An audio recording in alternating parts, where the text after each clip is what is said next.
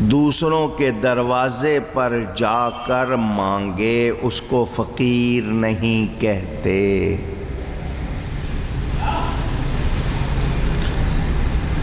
ہمارے اسلام میں فقیر وہ ہے تنگ دستی بھی ہو پھر بھی جا کے دروازوں پر مانگے نہیں، جو مانگتا ہے وہ فقیر، یہ معنی دوسرا ہے۔ اگر اللہ کے بندے ہو فقیر، الفقیر الی اللہ، اللہ کی طرف فقیر بنو۔ اسی لیے ہم یہ کہتے ہیں یا اللہ اپنے سوا کسی کا محتاج نہ کر، یہ ہاتھ پھیلیں تو تیرے سامنے پھیلیں، تیرے سوا کسی کے سامنے نہ پھیلیں۔ آپ کہیں گے لو تم تو جا کے مزاروں پہ پھیلاتے ہو، ایک طرف خود کہہ رہے ہو اللہ کے سوا کسی کے سامنے ہاتھ نہ پھیلیں، پھر تم خود جا کے مزاروں پہ پھیلاتے ہو۔ اور ہم کسی کافر کے پاس نہیں گئے، اللہ والے کے پاس گئے ہیں۔ اللہ والے کے پاس جا کر بھی رب سے مانگتے ہیں، وہ جگہ رب کی عطا کی جگہ ہے، وہ رحمت کی جگہ، وہاں زیادہ ملتا ہے۔ وہ جو مزار والا ہے وہ خود سے دیتا نہیں، کوئی اللہ والا خود سے دیتا نہیں، اللہ کا دیا دیتا ہے، اللہ کا، اونچی کہیے، ذہن میں رہے آپ کے۔ میں نے اس لیے وہ بات بھی واضح کر دی۔ نفلی جو بھی قربانی ہوگی، ایک تو یہ واجب ہے، نفلی بھی جو ہو اس میں نے بتا دیا، صرف وہ جو آپ نے صدقہ مانا ہوا ہے وہ نہیں کھا سکتے، باقی سارے کھا سکتے ہیں۔ میرے پیارے نبی پاک صلی اللہ علیہ وآلہ وسلم نے حجۃ الوداع کے موقع پر 100 قربانیاں کی۔ کتنی؟ 100، 100، پورے 100۔ بدنا کہتے ہیں، قرآن میں لفظ بدنا آیا، قربانی کے جانور۔ 63 جانور اپنے ہاتھ سے ذبح کیے۔ کتنے؟ ظاہری طور پر عمر شریف کتنی پائی؟ 63۔ اشارے 63 میں ایک اور بھی اشارہ ہے، 6 اور 3 کتنے ہوتے ہیں؟ اونچی، اور یہ 9 کا عدد کبھی ختم نہیں ہوتا، جو 9 ڈیجٹ ہے، 9 کا عدد ہے، نمبر ہے، یہ ختم۔ آزما لے ٹیبل، جس کو اردو والے پہاڑا کہتے ہیں، 9 کا پہاڑا پڑھیں، 9 × 9، 9 دونی 18، 8 اور 1 پھر موجود، 9 تیا 7 اور 2، 9 چوک 6 اور 3، 9 پنجے 45، 4 اور 5، 9 چھیک، پڑھتے جاؤ گے جہاں تک جاؤ گے، یہ 9 ختم نہیں ہوگا۔ آزما لو۔ 63، 6 اور 3 ختم ہونے والی بات، اشارہ ہے ایک۔ اور میں حیران رہ گیا پڑھ کر، میرے آقا کریم کی شان۔ حضور جانور ساتھ لے کے گئے 100 قربانی کے لیے، جس جانور کو دیکھتے ہیں وہ خود آ کے لیٹ جاتا ہے، خوش کہ مجھے حضور ذبح کرے۔ جانور خود آ کے لیٹ رہا ہے کہ میں نبی کے ہاتھ سے اللہ کے نام پر قربان ہوں گا۔ ان جانوروں کی اس ادا پر بھی کتنے ہم سلام بھیجے، کتنے اچھے تھے وہ جانور۔ میرے نبی کا سب ادب کرتے ہیں، نہیں کرتا تو ایک خاص جانور ہے جو نہیں کرتا، باقی سارے ہی ادب، سمجھ گئے نا بات۔ باقی 63 خود کی ہے، باقی حضرت علی سے اشارہ فرمایا تم کرو۔ جو بات آپ کو سنانی تھی وہ یہ، ہم اپنے نبی پر کتنے ہی درود بھیجیں، ان کا حق ادا نہیں کر سکتے۔ میرے نبی نے ایک جانور پوری امت کی طرف سے کیا، ہمیں وہاں بھی بھلایا۔ مسئلہ سن لیں، میں اور آپ صرف ایک آدمی کی طرف سے کر سکتے ہیں ایک جانور، 7 حصے ہو جائیں تو 7 ہو گئے۔ یہ نبی پاک صلی اللہ علیہ وسلم کی خصوصیت ہے کہ وہ ایک جانور پوری امت کی طرف سے، کہ میرے وہ امتی جن کو توفیق نہیں ہوگی حضور نے ان کی طرف سے بھی کر دیا۔ یہ نبی کی خصوصیت ہے کہ ایک کو سب پر بانٹ دیں، یہ ہم کر سکتے اونچی۔ واقعہ مجھے یاد آیا، حضرت ماعز رضی اللہ تعالی، حدیث سے ثبوت دے رہا ہوں آپ کو، صحابی تھے، بشری کمزوری، غلطی ہو گئی، توبہ کی، سزا دی گئی۔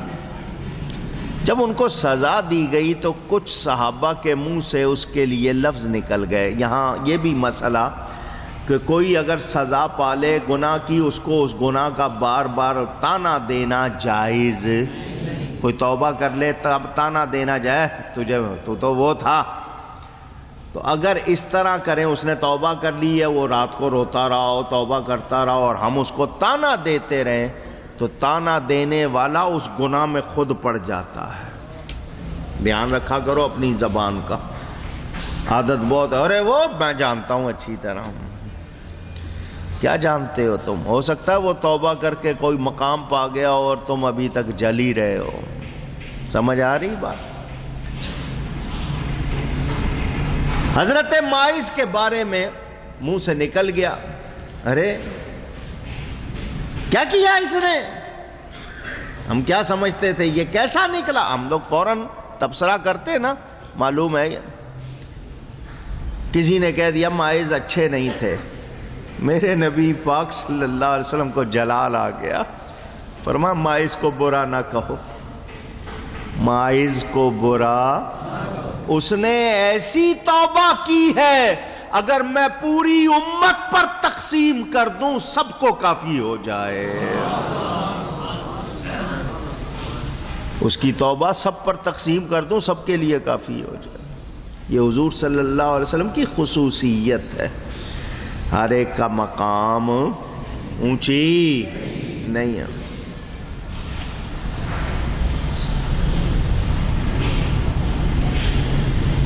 حضور صلی اللہ علیہ وآلہ وسلم نے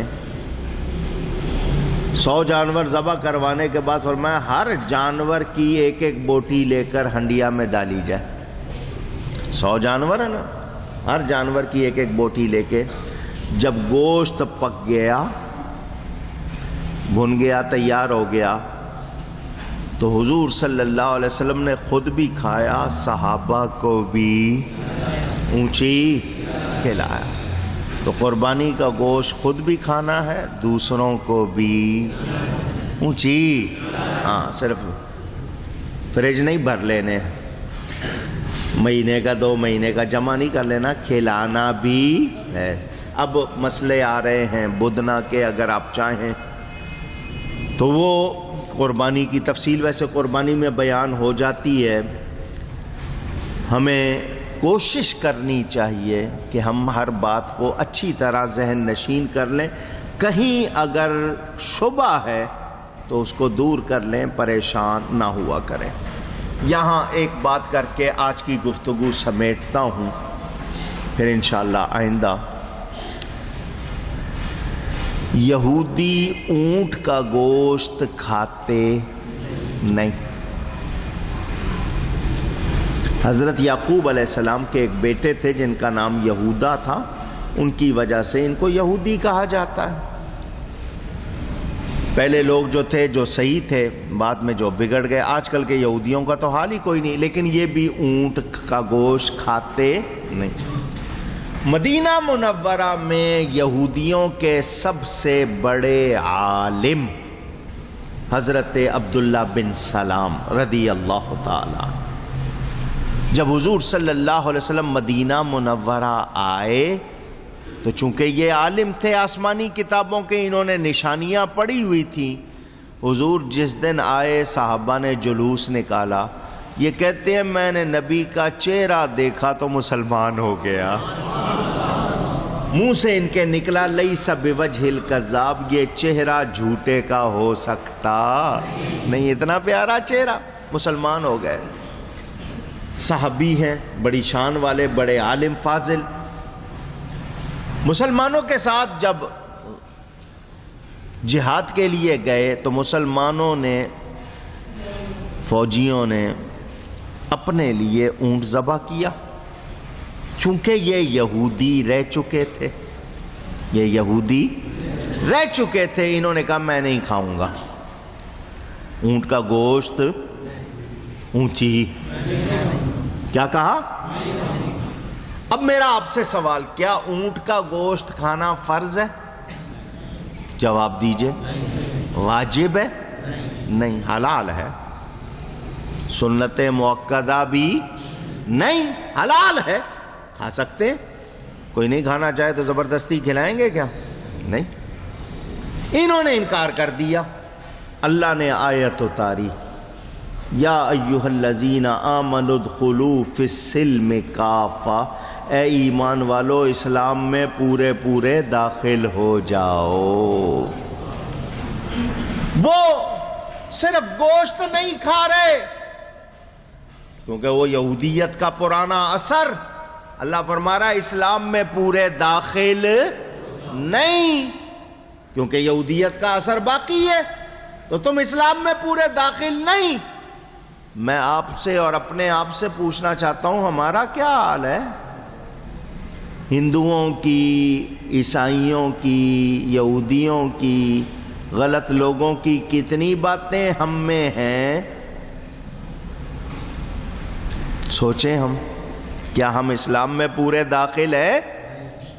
میں لوگوں سے کہتا ہوں بغیر ٹوپی کے نماز نہ پڑھا کرو، کبھی مجبوری ہو گئی ہے، ٹوپی بالکل نہیں ہے پاس، اور بات ہے، عادت نہ بناؤ، او جی وہاں تو سارے پڑھتے ہیں، یہ کرتے ہیں، وہ کرتے ہیں، تم نے اس کو سمجھ لیا ہلکا۔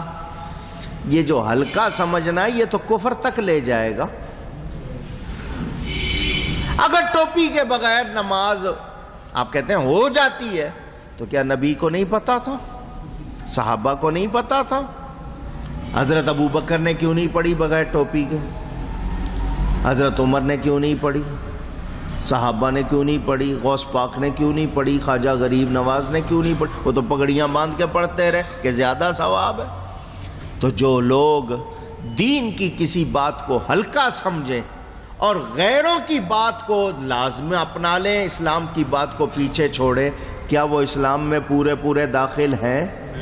اونچی، اور جی میں ٹوپی پہنوں گا تو بال جو بنائے ہوئے نا بگڑ جائیں گے، تو پھر بال سنبھال لے اپنے، وہاں جو آگے تجھے پتہ چلے گا نا اس کا اندازہ نہیں ہے۔ دین کی باتوں کو ہلکا نہ سمجھو، قدر کرو، قدر کرنا سیکھو۔ تو یاد رہے یہ کچھ مسئلے تھے جو میں نے آج بیان کیے، گفتگو میں کہیں کوئی غلطی ہوئی ہو اللہ کی بارگاہ میں توبہ کرتا ہوں، باقی تفصیل انشاءاللہ آئندہ۔